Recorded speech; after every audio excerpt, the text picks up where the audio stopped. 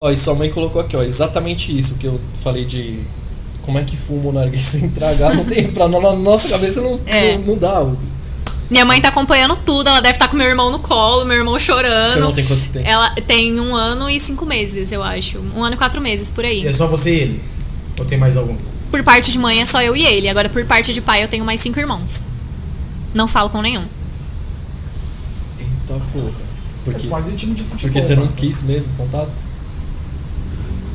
Porque eles me cortaram da vida deles. Mas Então, pau não no cu foi, deles. não foi culpa minha. Foi um negócio que eu era vítima, mas eles me colocaram como culpada. Inclusive, eu tentei suicídio por causa desse negócio que aconteceu e mesmo assim eu sou culpada. Você pode falar o que aconteceu ou não? É pesado? Com meu pai, É, pra eles te excluírem pra você pensar em fazer... meu pai me abusou de mim quando eu era criança. Jesus. Gente, não é um problema pra mim falar isso, tá? Eu já superei. Mas eu ia pra casa dele. E aí aconteceu os negócios lá, tipo, ele me deixava trancada no quarto, com as janelas fechadas, tudo. Daí, tipo, ele ficava no computador, conversando com um monte de mulher. E aí teve uma vez que eu fui mexer no mouse, assim, e aí meu pai pegou e deu um maior tapão na minha mão. E foi um negócio que me magoou demais, isso, o que ele fez. E eu, na época, não sabia o que era ter uma relação sexual. Eu achava que era normal.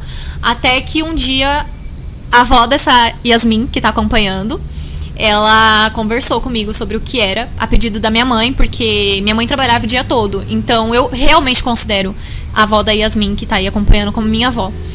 Então, ela sentou comigo, conversou, e foi aí que eu percebi que tinha alguma coisa errada. E aí, tipo, foi pouquíssimo tempo pra eu ir na casa do meu pai de novo e contar o que tava acontecendo.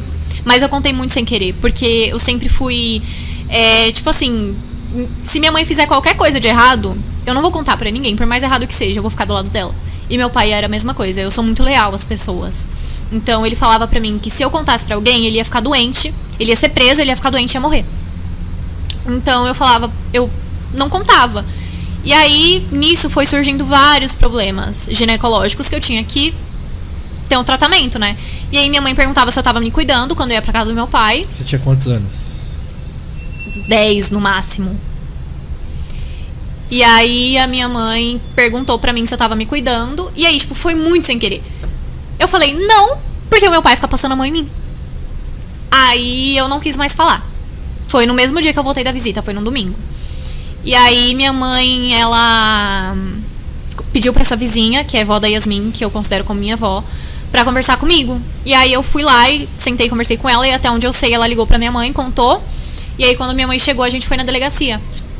E foi aí que surgiu. E aí começou o inferno na minha vida, porque ele ia na saída da minha escola, meus tios me mandavam mensagem, o pessoal todo me mandava mensagem, e tipo, minha irmã, cara, já falou um monte pra mim. Meu tio já falou pra mim que eu não era mulher, porque eu não honrava pai e mãe, como Deus mandou. Caralho! E o pai não respeita a filha como Deus mandou. Sim, só que eu perdoei meu pai, entendeu? Só que acho que uma relação de pai e filha nunca mais vai existir. Com Porque certeza. todas as vezes que a gente se encontrou depois disso, eu nunca sentei com ele pra conversar. Porque eu não tinha uma maturidade, porque eu não tinha me curado completamente. Mas hoje, ele tá preso. Ele pegou 16 anos. Por isso. Sim. Só que se ele sobreviver, né? Porque até onde eu sei ele tava doente. Se ele sobreviver até o final da pena dele, eu pretendo sim sentar e conversar com ele, colocar as coisas bem claras, falar, olha, isso aqui me machucou, isso aqui me tirou trauma. Foi meu primeiro namorado que tirou o trauma de mim, porque eu não conseguia nem dormir abraçada com minha mãe. Eu dormia na mesma cama da minha mãe. Ela tocava a mãe em mim, tipo, pra me abraçar, eu ficava assim, Nossa, Deus me livre, coisa imagino. de homem, assim, um olhar de homem me incomodava. Eu tá aqui no ônibus e um homem tivesse sentado do meu lado me incomodava. E foi meu primeiro namorado que tirou isso pra mim. Eu sou muito grata por ele. Porque ele tirou esse trauma meu e trouxe um outro, né? Um bloqueio emocional, mas tudo bem. Ah, mas fez uma troca aí. É. um trauma péssimo pra um menos pior. Mas hoje eu sou completamente, tipo, perdoei meu pai. Tinha uma época que eu não conseguia ver ele. Tinha visita assistida, né, no fórum.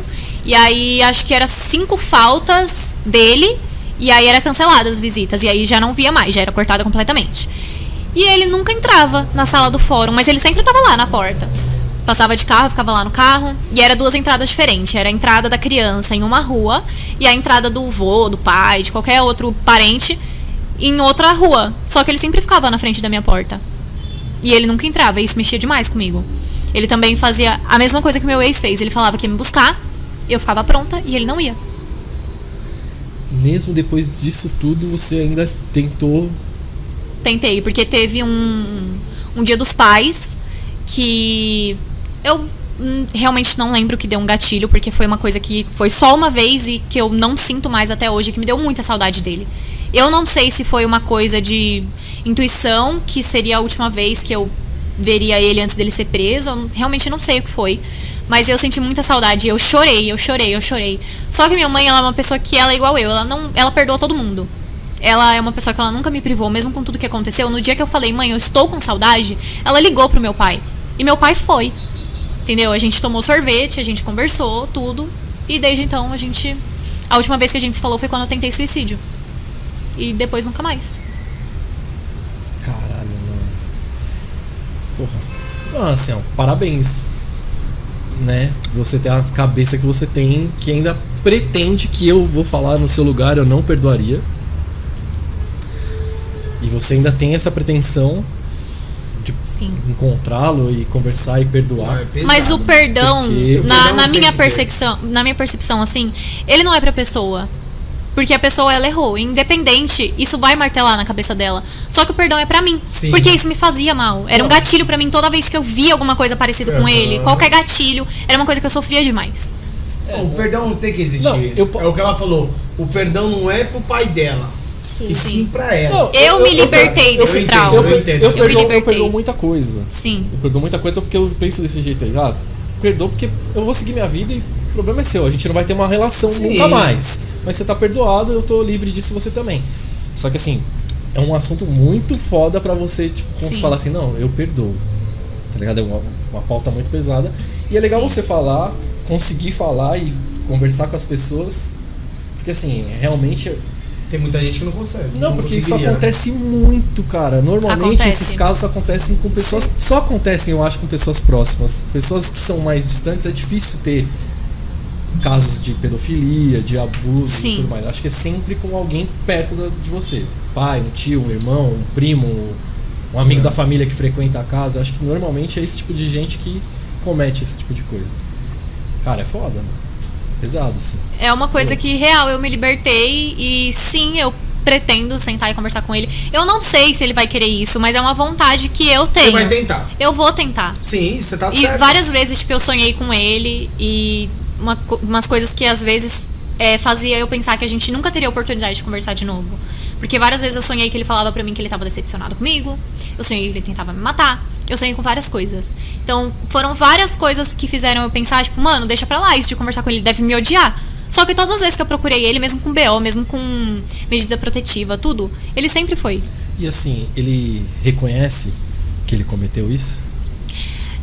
Ele não admite, mas ele já pediu desculpa. Então, eu acho que ele não admite, tipo assim, se você sentar pra conversar com ele, ele também não admitiu no fórum, ele não admitiu, mas ele sabe dentro dele. Ele não admitiu, mas conseguiram provar. Conseguiu provar, mas não com coisa tipo, foto, nada. Tipo, foi com a minha palavra mesmo, porque o advogado dele pediu vários testes psicológicos, e aí, tipo, eu ia no fórum, e, cara, imagina, pra uma criança, eu era uma criança, tipo, sentar lá por horas, eu e duas mulheres que eu não conhecia, que era psicóloga da polícia, sentar e conversar, e várias vezes foi provada. Falou muito sentimento, a fala nunca muda, é sempre a mesma coisa. Então, tipo assim, detalhes que eu nunca vou esquecer. Tem criança, né, mano? E isso me gerou um estresse pós-traumático, entendeu? É um problema que eu tenho, que, tipo assim, às vezes eu tô de boa, tipo, eu paro aqui, fico um tempo e vem uns flash na minha cabeça que eu consigo ver. Ver mesmo, tipo, não é pensar, eu vejo mesmo acontecendo. Umas coisas que realmente mexe comigo, mas eu já me curei desse trauma, eu já perdoei, foi uma fase da minha vida, só que hoje eu sou quem eu sou graças a isso. Graças a Deus. Eu reconheço isso. E os seus irmãos por parte dele não falam com você por causa disso? Sim. Porque acreditam na palavra dele. Os únicos irmãos, assim, que eu conversei foram 3. Uma, a gente chegou a se encontrar pessoalmente, mas ela não falou comigo, dentro da mesma casa, ela não falou comigo. Ela nem olhou na minha cara, eu vi ela, mas ela não... A minha outra irmã, ela é tipo assim, ela é bipolar. Às vezes ela acredita nele, às vezes ela defende ele, às vezes ela me ama, eu sou a irmã dela, querida. E o outro é um que eu só falei também quando eu tava internada. O resto... E você tentou o suicídio, você tinha quantos anos? 15. 15 ou 16.